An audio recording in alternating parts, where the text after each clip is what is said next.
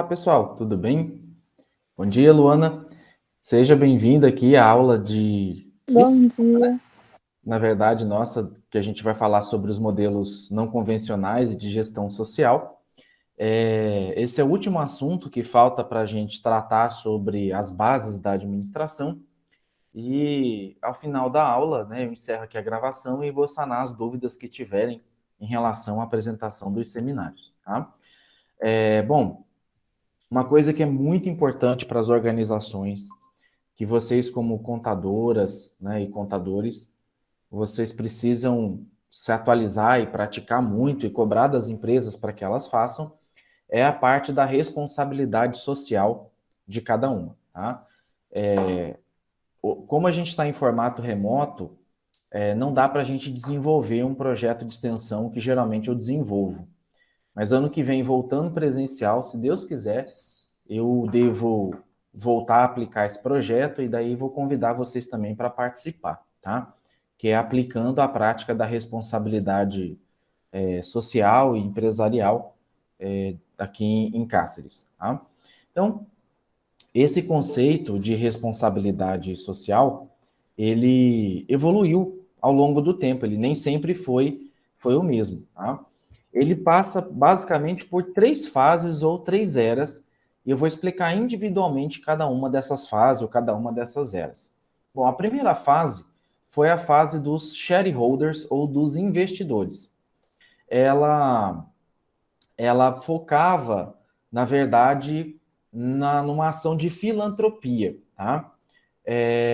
E nessa época, a única responsabilidade das empresas, tá, por volta isso de 1970 até 1990, a única responsabilidade das empresas era gerar lucro para os seus acionistas dentro das regras legais, dentro das regras de legislação, né? Até, eu não lembro quem foi agora, não sei se foi você, Aline, ou se foi outra pessoa que me perguntou agora há pouco, qual era a relação do direito com a contabilidade, né? O que tinha a ver o direito, né? A importância do direito para o profissional da contabilidade. Então, mais ou menos relacionando a isso, o direito ele segue ali as leis, né? Ele determina, coloca as leis, e a contabilidade, as ciências contábeis, vocês vão ver que tem muita legislação, tem muita lei, muita regra, muita norma técnica, e o direito ele visa dar essa garantia de padronização, de conformidade, para que você sempre tenha como fundamentar, como embasar, como contestar, às vezes, até mesmo o imposto. Por exemplo, lá no direito tributário, vocês vão ver que todo imposto, taxa, contribuição de melhoria, todo crédito tributário, ele deriva de uma obrigação legal. Então, por exemplo, a prefeitura está te multando porque você iniciou uma obra sem ter o alvará, né? E aí uma multa é um crédito tributário. Ora, tem que ter uma lei que autorize ela a te multar e que fixe valores ou determine, né, os parâmetros de aplicação de valores, senão isso é ilegal. Você, como contador, ou às vezes advogado, você pode contestar essa taxa, essa cobrança, esse tributo, porque não há fundamento legal para essa cobrança. A luz está piscando aqui porque deve estar para queimar. E da mesma forma, por exemplo, um amigo meu, ele tomou uma multa por estar dirigindo uma moto sem cinto de segurança, tá? Ora, seria estranho se conseguisse colocar cinto de segurança numa moto, né?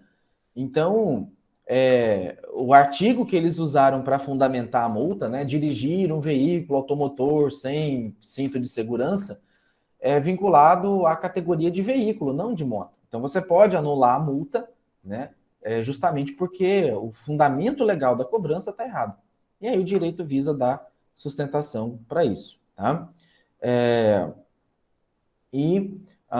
nessa época, no final dos anos 70 até os anos 90, teve vários autores, várias pessoas que se utilizavam da filantropia, da doação de sobra de lucro, tá? Que era eventual, era espontânea, não tinha uma regra para ser seguida, e as empresas encaravam isso como um favor que elas estavam fazendo para a sociedade, tá? Até tem uma frase aqui do Milton Friedman, tá? Que foi um cara precursor da escola de Chicago aí da economia, foi prêmio Nobel de Economia, que ele falava que os negócios dos negócios são negócios, né? Então, tudo tem um final financeiro, tudo gira em torno do capital, tá? A ênfase desse modelo era na filantropia, como eu falei, que era uma doação espontânea, tá? Não confundam, né? Qual que é a diferença de uma filantropia de uma ação social responsável? A ação social responsável, ela é de maneira contínua, ela acontece com um objetivo, tá? Ela visa proatividade, não reatividade, tá? E a filantropia, ela é já quase que o oposto, né? Aconteceu uma situação, um bairro foi todo alagado, as famílias foram desalojadas, eu vou lá e vou fazer uma doação espontânea, tá? Ela tem uma ênfase aí, né, na filantropia, na redistribuição do valor, em forma de doação, e muitas vezes essa doação ocorre também em doação de produto ou serviço que ela vende ou que ela presta. Então, muitas vezes o que a empresa doa, às vezes não é bem uma ajuda, ela está se livrando de um problema, ela está se livrando de um lixo, ela está se livrando de um descarte, e aí usa o termo de doação para isso, tá? Do ponto de vista assim, mental, né, do ponto de vista psicológico, o ponto de vista da empresa é que ela estava sendo benevolente, né, ou seja, ela estava em paz consigo mesma, porque ela estava fazendo uma doação, e do ponto de vista da comunidade, o sentimento era de gratidão por estar recebendo essa doação, tá? A noção de responsabilidade social, ela vai além da filantropia, tá? Ações de filantropia, como eu falei, muitas vezes é motivado por razão humanitária, isolada e reativa. As coisas acontecem, eu fico com dó, vou lá e reajo àquela situação. E a filantropia, ela configura-se como uma doação eventual e não não estabelece vínculo efetivo e permanente entre empresa e comunidade. Um projeto efetuado sob o conceito de responsabilidade social deve construir laços permanentes com a comunidade, constituindo polos de interação social, tá? E aí, tem várias empresas, e aí eu vou citar uma delas lá no final, que é a Natura, em que você tem, e aí entra a figura do contador, na questão dos balanços sociais, né? Que é onde a empresa desenvolve vários projetos, ela tira parte do custo dela, do lucro dela, para aplicar em projetos sociais, e aí ela divulga isso para a sociedade e pede ao governo dedução de impostos em razão disso, tá? Nesse primeiro período, tá? A visão das empresas é que os problemas sociais eram responsabilidade do Estado e não dela. Eu sou uma empresa, eu tenho que dar lucro, tá? A responsabilidade de cuidar daquela família que teve a casa alagada, daquela comunidade que está desnutrida, daquela comunidade que não tem acesso à saúde, aquilo é problema do Estado, não é problema meu. Na visão das empresas, nessa primeira fase, quando elas realizavam seus negócios, elas obedeciam estritamente ali a lei, né? E o que a lei permitia, elas faziam, o que a lei não permitia, elas não faziam, tá? E aí, cumprindo a lei, em tese, nesse período, que foi o primeiro período, elas já estariam cumprindo a sua função responsável, tá? E o que a gente observa com essa primeira visão, que é a visão mais antiquada? É que, de fato, desempenhar suas atividades de forma legal e lucrativa é a primeira forma de atuação da empresa. Porém, só isso não basta, tá? Somente gerar lucro, somente manter os colaboradores empregados, não era suficiente para caracterizar como uma ação de responsabilidade social. Bom, essa foi a primeira fase. Vamos aqui para a segunda fase, que é a era dos stakeholders, tá? Ela já começou aqui no final dos anos 1990, tá? E final do século XX, início do século XXI. Na era dos stakeholders, a responsabilidade social de uma empresa, ela englobava as expectativas econômicas legais, éticas e filantrópicas que uma sociedade tem das organizações em determinado momento. Então, nesse segundo momento, O Carroll, o Art Carroll, que também foi um dos caras lá vinculados à escola de Chicago, escola americana, ele falava de que a empresa se inseria ou deveria se inserir num contexto mais amplo que o seu negócio e que esse ambiente externo a influencia e por ela é influenciado. Então, que as empresas deveriam tomar um certo cuidado ao expor o seu produto, a fazer a sua venda, porque muitas vezes a propaganda poderia ser preconceituosa, muitas vezes o produto vendido poderia ser preconceituoso, poderia ser desleal, poderia ser sensacionalista, e ela muitas vezes poderia não atender também os objetivos de atendimento de uma demanda social, falando em outras palavras. Tá? A ênfase nesse segundo momento era dado em tentar conciliar as estratégias empresariais com os interesses de públicos específicos, e ela procurava ouvir a comunidade, os funcionários, fornecedores, governos e empresas que caracterizam os stakeholders. Todo mundo que tem qualquer mínimo vínculo com a empresa é chamado de stakeholder. Tá? Na gestão de projeto, esse conceito de stakeholder ele muda um pouco. Tá? Ele é tratado como colaborador, tá? Somente aquele que trabalha para a empresa. Do modo geral, a administração e stakeholders tem a ver com os colaboradores, mas também com os fornecedores, com o governo, com a imprensa, com a sociedade, com a comunidade que vive naquele bairro, ou seja, qualquer pessoa que tenha mínima ligação ali com a empresa. Tá? E o pensamento dessa época era de que a empresa deveria ser democrata, deveria estar mais de olho nos anseios da sociedade e nas demandas sociais, e do ponto de vista da comunidade, eles enxergavam como um papel de cidadania, que fazer parte da empresa, fazer parte das decisões da empresa era um exercício de cidadania. Dá um exemplo, professor, desse modelo ou dessa situação. Não sei se vocês sabem, mas todas as empresas que operam por meio de concessão, por exemplo, energia elétrica, telefonia, água, tudo que for por meio de concessão, as empresas concessionárias elas são obrigadas a manter, antes não, né? Antes era facultativo, mas hoje elas são obrigadas por lei a manter um conselho, tipo conselho de clientes. Tá? Cada empresa chama de um nome diferente, mas alguns chamam de conselho social, outros chamam de conselho de cliente. E nesse tipo de conselho participam os dirigentes, os funcionários e a sociedade. Então, é nesse conselho que algumas decisões, inclusive decisões de gestão e administrativas, são tomadas. Tá?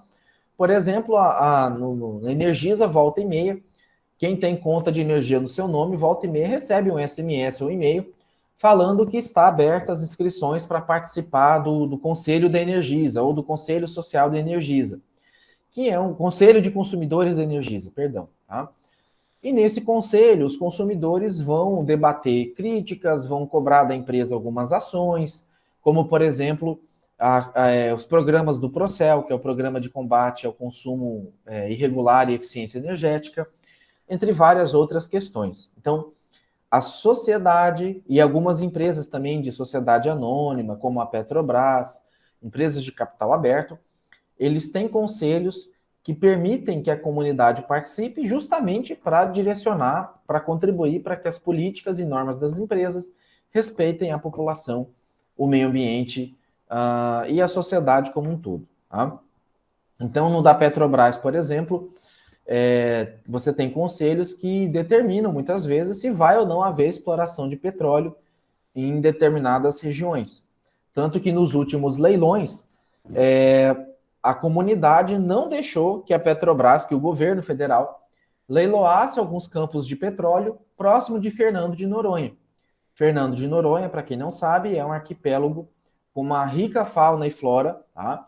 Muitas espécies só vivem ali e que uma eventual exploração de petróleo nessa região poderia colocar em risco essa fauna e flora da região. Então você tem a comunidade começando a dar pitaco, começando a exercer a cidadania, participando ali das empresas. Tá?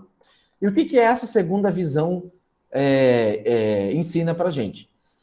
Que o mundo é maior do que a empresa e o ambiente externo é por ela influenciado. Essa empresa deve atuar externamente desde que a sua sobrevivência e crescimento esteja assegurada. Então, ela precisa respeitar a questão do meio ambiente, a questão das pessoas empregadas ali, né, da sociedade, da questão de poluição e tal, o descarte de resíduo, todas essas questões ela tem que observar. E o grau mais elevado de responsabilidade é, entretanto, meio que discricionário, né? Ou seja, ela não é, nesse período, ela não era ainda obrigatória, tá? Se ela fizesse, ótimo, perfeito. Mas se ela não fizesse, ela não poderia ser responsabilizada por isso. E aí a terceira era, o terceiro momento, era a era do valor compartilhado, tá? Que já começou aqui no início do século XXI, em que você não diferenciava valores da sociedade e dos negócios. Eles eram, tal como esse desenho de um quebra-cabeça, eles eram unidos e um deveria fazer parte do outro. Tá? E aí, o Michael Porter, já agora, né, o Michael Porter, para a área da administração, é o papa da área do planejamento, da estratégia, tá? E ele dizia que por mais que as empresas venham abraçando a responsabilidade social ou corporativa, mais e mais elas têm sido responsabilizadas pelos problemas sociais. Então, a legitimidade dos negócios caiu a níveis inéditos na história recente, e a solução para esse problema consiste na criação de valor compartilhado, de tal forma que gere valor para a sociedade, ao mesmo tempo que atenda às exigências do mercado. Professor, explica isso com um exemplo. Vou dar um exemplo fantástico para vocês. McDonald's, tá? Problema social americano, que também acontece aqui no Brasil, mas não tanto quanto acontece nos Estados Unidos. Lá nos Estados Unidos, a população está com um problema de obesidade, é um problema social, tá? Nos Estados Unidos, você não tem um sistema de saúde público como tem aqui no Brasil pelo SUS, tá? Lá na época do governo Barack Obama, ele lançou lá o Obamacare, que meio que financiava, ele subsidiava alguns exames básicos, exames preventivos, e meio que parcelava uma conta de um hospital, né? Porque às vezes você entra no hospital com uma cirurgia simples, de repente sai de lá com a conta de 15, 20 mil reais, né? Lá nos Estados Unidos, 15, 20 mil dólares. E esse Obamacare, ele ajudava a financiar isso. Bom, e aí os Estados Unidos, os acionistas querem o quê? Que o McDonald's venda. Seja McLanche, seja lanche, não importa, venda, tá?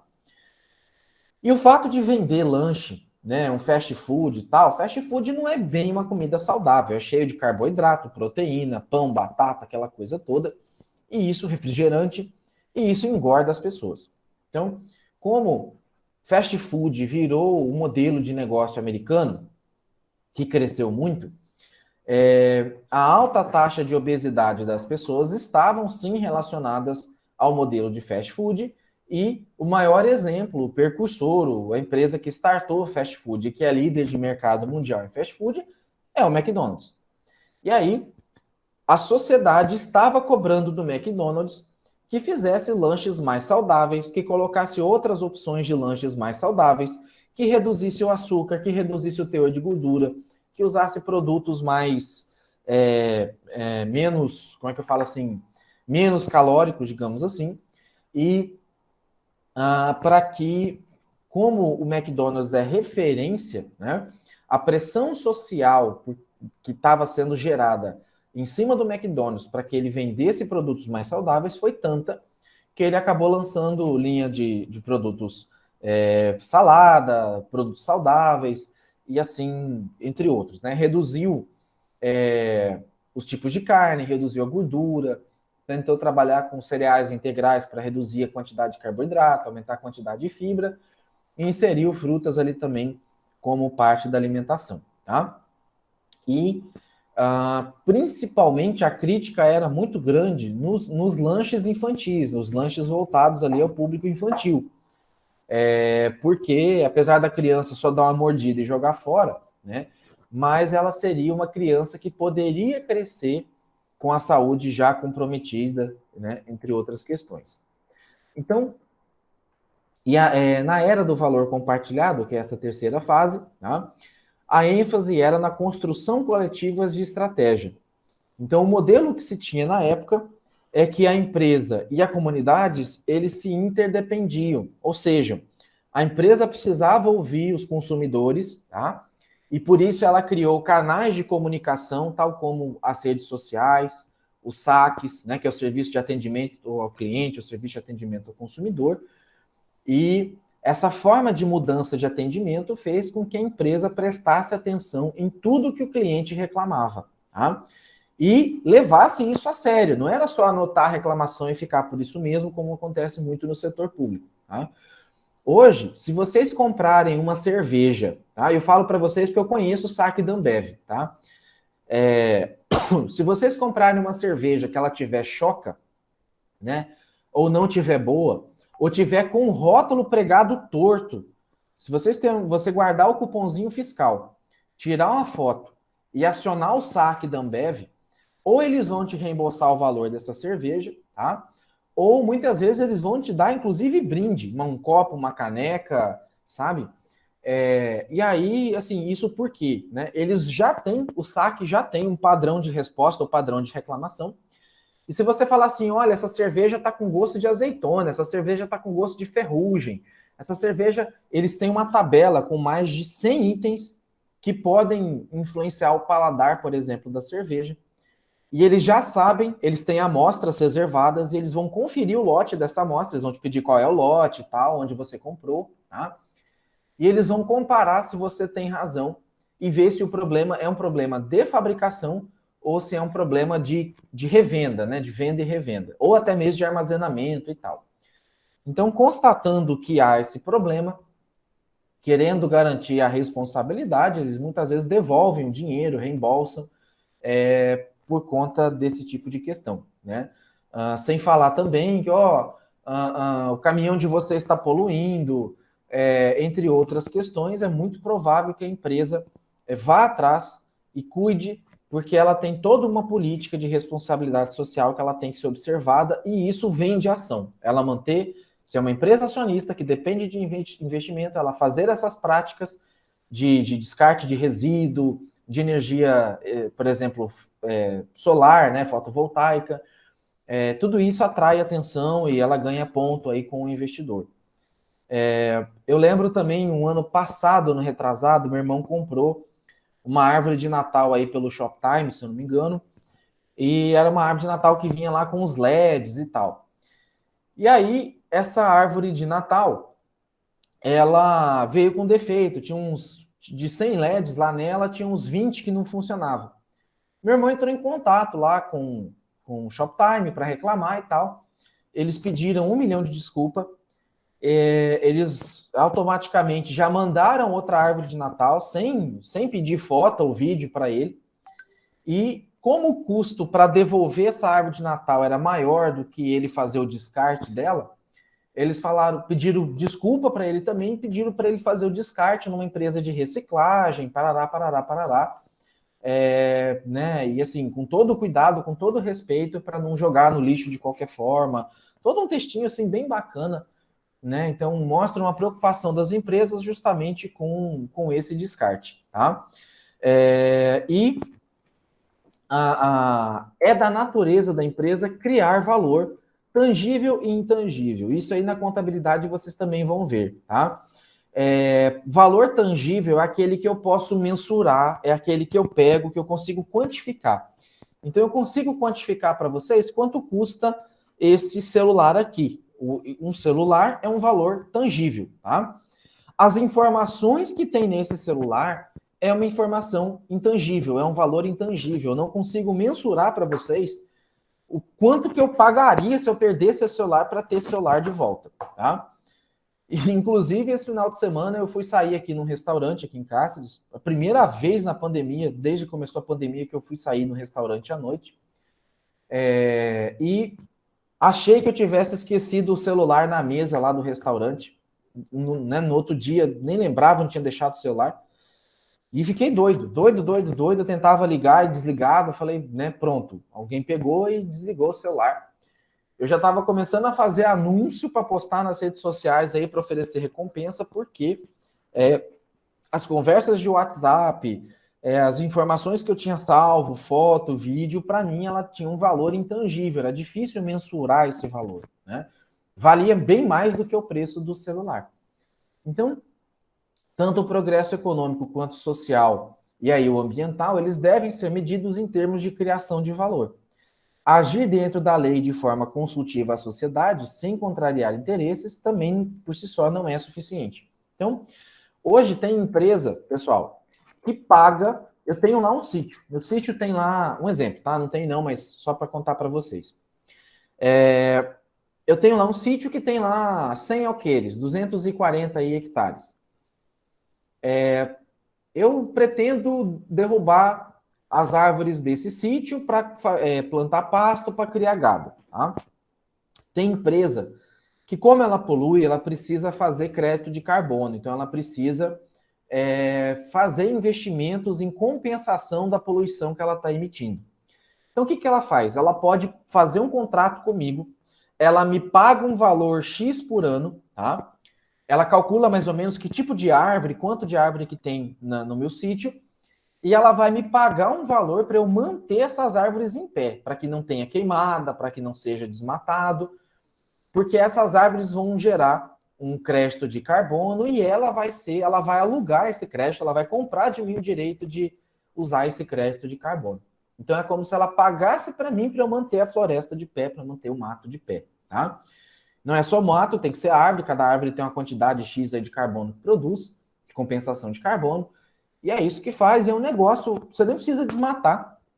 Você desmatar, plantar pasto, colocar gado e ter todo aquele transtorno de funcionário, venda, compra e tal, você pode fazer isso e ter, né, de maneira sustentável, a empresa ganha e você ganha, tá? E o meio ambiente ganha.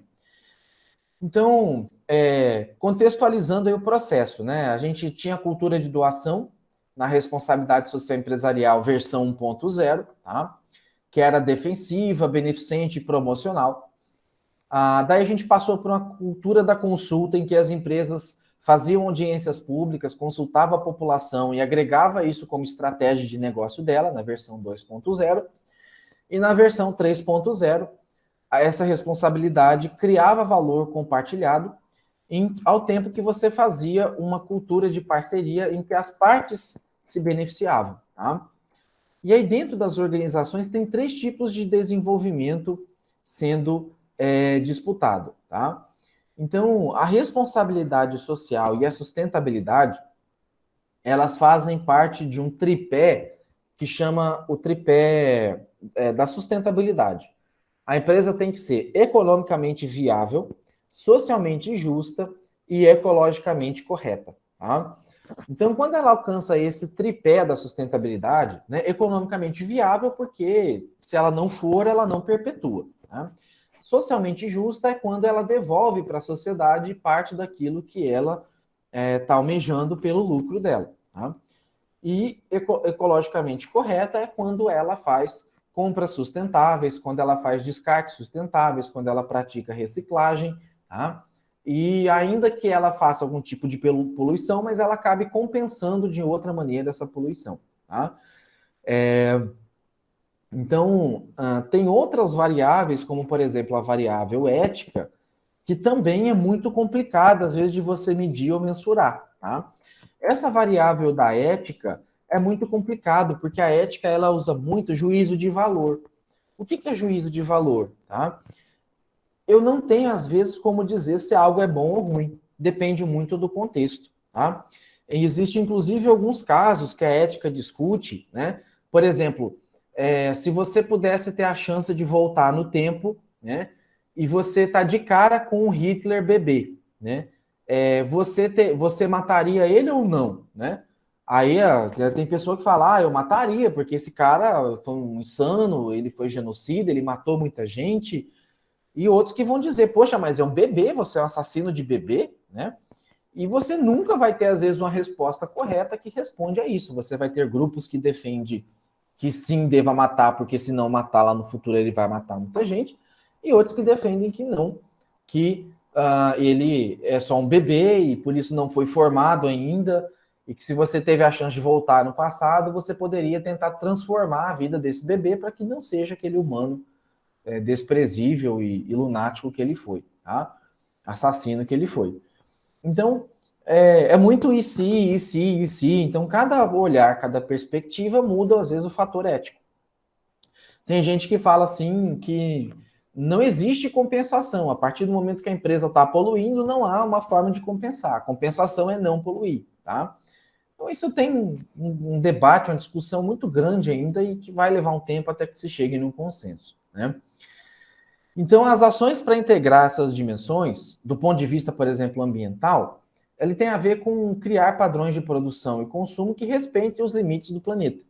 Do ponto de vista social, visa criar condições de vida decente para a população, erradicação da pobreza, redução da desigualdade social, né, a adequação das políticas econômicas, entre outras questões, tá?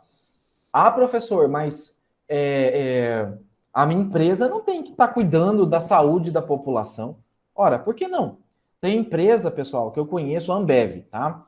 A Ambev, ela tem lá uma enfermaria, como ela tem muitos funcionários lá em Cuiabá, ela tem um mini hospital ali, uma enfermaria para atender uma emergência, os primeiros socorros, fazer algum curativo e tal. E ela não deixa de atender uma pessoa ali da comunidade que às vezes é picado por cobra, que sofre algum acidente, que precisa de um atendimento mais rápido, tá? Ela não vai ser, lógico que nem sempre ela consegue fazer o papel de Estado, mas em situações de emergências ela atende sim, não vai deixar uma pessoa morrer por causa disso, tá? Porque não é funcionário da empresa. Do ponto de vista ético, né, visa a criação de um ambiente de confiança, onde você tem um aprimoramento dos sistemas de integridade e transparência. Então, a empresa ela é transparente com seus processos produtivos, a empresa é transparente com o rótulo dos seus produtos, com a forma de tratar seus colaboradores, entre outras questões. Tá? Quantas e quantas empresas a gente já não viu o funcionário ali tendo que se manter feliz da vida e os bastidores por trás, a empresa descendo a lenha nele, ou a empresa maltratando ou dando péssimas condições de trabalho. Tá? Então, a ética deriva muito também da transparência. Porque tendo a transparência, fica mais fácil das pessoas julgarem se está correto ou não. Tá? E também a dimensão econômica vai ser o estímulo à inovação de processos e produtos sustentáveis que garantam a competitividade das empresas. E aí, econômica, eu vou fazer dar um exemplo aqui, porque às vezes, pessoal, a gente está tão acostumado com coisa que engana a gente, que às vezes a gente vai meio que perdendo, vai ficando em descrédito sobre produtos que inovam e que podem ser sustentáveis também, tá? Esses tempos atrás, assim, a minha esposa, ela segue muita blogueira, né? Eu falo que eu não confio muito em opinião, assim, de blogueira, né? Porque muitas vezes é patrocinado e tal, então eu assisto, eu olho, né? Mas eu fico geralmente com o pé atrás. Eu procuro geralmente pessoas que dão suas opiniões de maneira imparcial. E aí, esse tempo atrás, ela falou para mim de um desodorante sólido, que era um produto alemão, vegano, e que ele era tipo uma pedrinha, assim, uma barrinha, né? E que esse desodorante prometia ser antitranspirante e acabar ali com o mau cheirinho, né, das bactérias, o CC. Eu falei, duvido, né? Tá muito bom esse produto para ser verdade. Aí, esses tempos atrás, aqui numa farmácia aqui em casa, a gente achou esse produto que ela viu lá, a blogueira comentando. Tava, acho que 50 ou 60 reais o produto e 55 reais. E no rótulo do produto prometia também durar um ano, né? Eu falei, bom, a gente usa desodorante transpirante, geralmente gasta uns 2, 3 aí desses aerosol por mês. Cada aerosol vai de 10 a 15 reais, dependendo aí da marca e do valor, né? Então, o uso em 1 ou 2 meses já pagaria esse produto que promete durar um ano. Falei, bom, vamos testar, vamos comprar para ver, né? E de fato, pessoal, o trem é bom, né? Não estou aqui fazendo propaganda, nem lembro a marca, mas assim, o trem de fato dá uma segurada ali no cheirinho de cebola, né? No CC. E eu achei que ele ia deixar, né, melecado e tal. Eu tenho bastante transpiração e não, deu uma segurada boa. Mais até do que os aerosóis. Ele não tem cheiro, né? Então, às vezes, precisa ali dar só uma passadinha de algum outro cheirinho, um perfuminho também, para não ficar o cheiro da roupa e tal. Então, assim, eu achei bacana, porque é um produto que funciona, tem um custo muito menor do que, por exemplo, um aerosol, que precisa reciclar o alumínio e o plástico dele, que precisa que o aerosol em si contribui para o buraco da camada de ozônio, e por consequência o aumento do aquecimento global, e é um produto que inova e é econômico. Então é isso que as empresas acabam buscando, tá? Ainda que tenha se tirado o CFC, que é um gás que usa o aerosol e que é o que de fato polui o meio ambiente, mas esse tipo de produto ele não, e no final ele sobra, quando termina, né, de usar, depois de um ano ele sobra um plástico pequenininho que também pode ser reciclável, né? Então isso foi bem bacana, tá? E aí, falando um pouquinho mais de cada uma dessas dimensões, né, de maneira um pouco mais superficial também. O desafio global é limitar o aumento da temperatura em 2 graus até 2100. Pessoal, vocês não têm noção de quanto que o aquecimento global muda clima, temperatura, muda o meio ambiente, floresta, inseto, tudo aquela coisa toda, tá? Incêndio.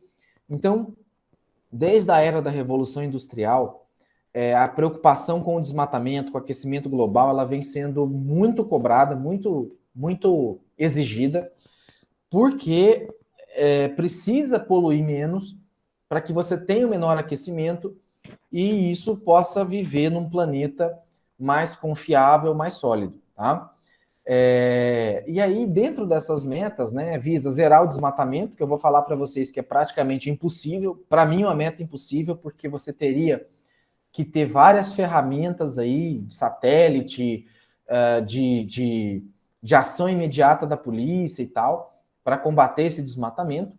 E ainda que um satélite identifique uma área a ser desmatada, né, que ela está sendo desmatada, até a polícia chegar ali já foi 2, 3 dias, as pessoas já arrancaram a madeira de lá, né? Porque na Amazônia não tem estrada que dá acesso com facilidade a essas áreas. Tá? Também visa a redução, né, da emissão global de gases até o final do século, redução em 50% da emissão de gases proveniente da energia, então da queima de combustível ou de carvão, e o carbono globalmente pacificado, né? Então, para que os países tenham metas de emissão e obedeçam essas metas de emissão. Na dimensão social, tá? O Brasil tem um desafio muito grande, tá? Aqui tem uma pesquisa do Instituto Ethos de 2010 que mostra que o Brasil tem uma diferença muito grande entre a ocupação de cargos, né, ocupação de ganhos de salários entre homens e mulheres, sendo os homens brancos os que mais ocupam cargos elevados e que recebem maiores salários, e as mulheres negras as que ganham menos e que ocupam os menores cargos ali de executivos, né, cargos de gerência, de direção, de tomada de decisão. Então, ao longo do tempo, tá, isso veio evoluindo. A participação, o crescimento da mulher no mercado de trabalho, ele, como vocês podem observar, deixa eu pegar aqui no marca-texto aqui na tinta, como vocês podem observar aqui, ó, ele está crescendo, ainda que no ritmo lento, tá? Mas ele vem crescendo. Alguns fatores para esse crescimento: acesso ao ensino superior público, tá? Prova é que a maioria aqui de vocês da sala são mulheres, tá? De homem aqui só tá o Daniel Rodrigues, o restante é todas as mulheres que estão aqui na sala. O fato das mulheres terem menos filhos e o fato das prefeituras, do governo, darem condições, né, um pouco mais de creche, auxílios, para que essas mães possam estudar e trabalhar, ou trabalhar e ter filhos. E o fato também das mulheres, as famílias terem menos filhos, faz com que as mulheres estejam mais disponíveis para o mercado de trabalho. E também o fato de que as mulheres, elas, por questão instintiva, evolutiva, as mulheres tendem a fazer mais tarefas ao mesmo tempo, né? Desde a época pré-histórica, às vezes de quando, né, a mulher às vezes tinha que cuidar da casa, do filho, de lavar roupa, aquela coisa toda. Ela aprendeu a gerenciar várias tarefas simultâneas e isso dentro do mercado corporativo é muito bem visto. Ela consegue fazer várias tarefas no ambiente corporativo e fazer ao mesmo tempo. Então, evolutivamente, o homem ele tende a ser mais focado e tende a ser mais concentrado em enxergar mais longe, mas tem muita dificuldade de enxergar ao seu redor, tá? E as mulheres têm uma facilidade, uma percepção de entender melhor o contexto do que está acontecendo. Às vezes, um olhar de uma para outra, uma já captou ali o sinal, já entendeu o que estava acontecendo e já conseguiu saber o caminho, a tomada de decisão ali, né? Então, isso tem feito com que as mulheres ocupem cada vez mais aí os cargos mais elevados nas organizações. Mas ainda há diferença de salários entre homens e mulheres. Tá? Vem diminuindo, mas ainda tem essa diferença. Tá? Os homens acabam recebendo mais. Em órgão público, isso não acontece, ou raramente acontece, porque os salários, os valores são tabelados, né? São com base em planos de carreira. Então, independente de ser homem ou mulher, você vai receber aquele valor X. Mas nas empresas privadas, no mercado privado, há ainda assim esse tabu a ser quebrado. Tá? Já na dimensão econômica, o desafio global é desenvolver de maneira sustentável, né? Então, você tem que crescer, mas sem danificar o meio ambiente, sem danificar aí a sociedade, e a meta é criar as orientações para que os mercados reconheçam as empresas que investam nessa agenda. Então, hoje, a maioria dos países que importam a carne do Brasil, eles querem um rastreio dessa carne. Por quê? Eles querem comprar uma carne que foi produzida numa fazenda, que não tem trabalho escravo, ou análogo a escravo, que não teve desmatamento, que o gado não foi judiado, né? Então, que o gado foi bem tratado, bem cuidado, vacinado. Então, se vocês pegarem ali uma carne da Friboi, por exemplo, vocês vão ver que tem um QR Code nela.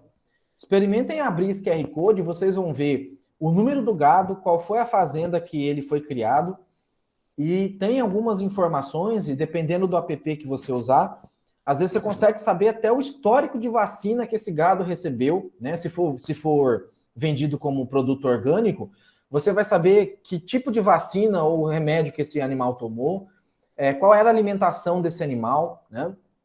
Então, à medida que você vai criando essas moagens, vamos chamar assim, essas regras, né? Um detalhamento, uma transparência, você consegue agregar valor nesse produto e, consequentemente, vender esse produto por um custo mais elevado, tá?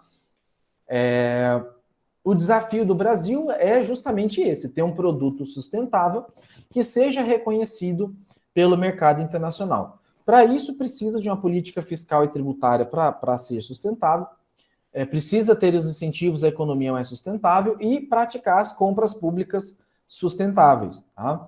Em que sentido, professor? Hoje, na maioria das licitações que são feitas, geralmente você pede que o produto ou o serviço sendo prestado tenha lá a certificação ISO ambiental, que é a ISO 14000, se eu não me engano. Tá? Então, para a empresa obter a certificação do ISO 14000, que é a parte ambiental, ela tem que ter toda uma política, uma regra de produção e de sustentabilidade, e aí ela recebe uma certificação por uma agência credenciadora, e aí ela estampa esse selo, e aí o produto tem o requisito para participar ali da licitação. Só que isso é caro, e aí o órgão público acaba, em tese, pagando um pouco mais caro nesse produto, porém ele sabe que está contribuindo para a garantia do meio ambiente. Tá? Aqui ele tem um gráfico, tá? Da performance de custo, né, de valor futuro das empresas que investiram em ações de sustentabilidade. Então, o gráficozinho vermelho, a linha vermelha aí, ela mostra o custo de um produto, né, e o quanto esse produto evoluía, e ao longo do tempo, a linha azul é quando o mesmo custo do produto se não tivesse as ações de sustentabilidade aplicadas ao longo do tempo, tá? Então, pode ver que sem a ação de sustentabilidade, o produto custa metade do que ele custaria, tá? Praticamente. Porém, essa empresa muito provavelmente não conseguiria vender esse produto justamente por não ter as ações de sustentabilidade aplicadas, tá? Na questão da transparência, da ética, na dimensão da ética, esse aqui é um gráfico da Transparência Internacional que eu tirei de 2018, tá? Que ele mostra a questão da corrupção nos países.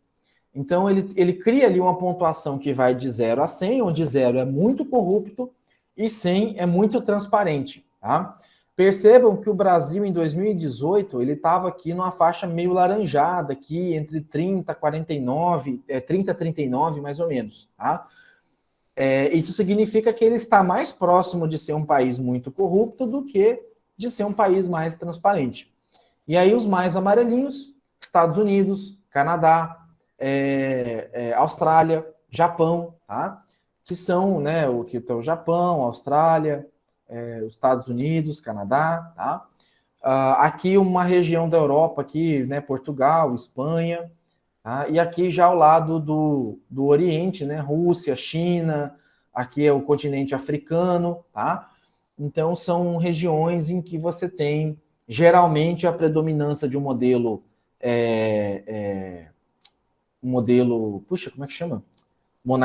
Monárquico, um modelo autoritário, tá? Um governo autoritário, que não é democrático, então isso tende a se tornar um país corrupto, tá? Quando não se tem transparência, e a Rússia, né, na escala aí com 28, a China com 39, tá?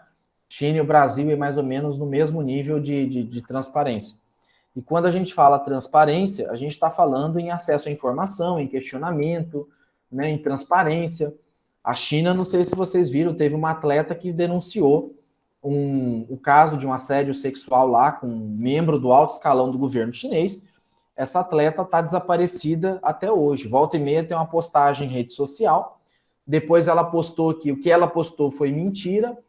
E o mundo inteiro está de olho, porque até então, como não tem informação sobre ela, como ninguém viu ela ao vivo, só tem vídeos e imagens, o pensamento, e considerando que o governo chinês é um governo comunista, que trabalha com a repressão e a opressão, muito provavelmente essa atleta deve estar sob custódia, deve estar sendo mantida em cárcere privado, e isso é uma coisa que as pessoas não aceitam, né? E essa falta de transparência da China implica também em atos de corrupção, tá? E alguns desafios aí para o Brasil, né? Então, ter mais integridade nas relações públicas e privadas, né? Então, o governo e empresa precisam trabalhar em conjunto, combater a corrupção, estimular o controle social. Então, todos vocês podem dar uma olhada nos contratos que estão sendo firmados, com quem está sendo firmado, se aquela empresa que ganhou a licitação de fato é uma empresa inidônea, uma empresa com conduta ilibada, né? Se o valor está dentro do valor de mercado, e aí, não estando, vocês podem abrir denúncia no Ministério Público, Tribunal de Contas, nos órgãos de controle. Tá? E aí, isso caracteriza, né, algumas oportunidades para as empresas, tá? Por meio de publicação de tarefas, por meio da mobilização, capacitação de pessoas, por meio de monitoramento de compromisso, por meio da compliance, tá? O que é compliance, professor? São as regras claras, tá? A compliance, ela tem a ver com conformidade, né? É como se fosse um conjunto de disciplina, de regras que visam ser cumpridas para que você siga a regra, né? Para que siga a diretriz estabelecida e que, né, você possa crescer e se desenvolver do ponto de vista pessoal e profissional, tá? Então, basicamente, era isso que eu queria falar para vocês aqui, né, na nossa última aula. Assim, minha, né, ainda tenho seminários ainda para a gente fazer. Vou encerrar aqui a gravação e daí eu sano as dúvidas de vocês sobre os seminários, caso vocês tenham, ou também se tiver alguma dúvida sobre a aula,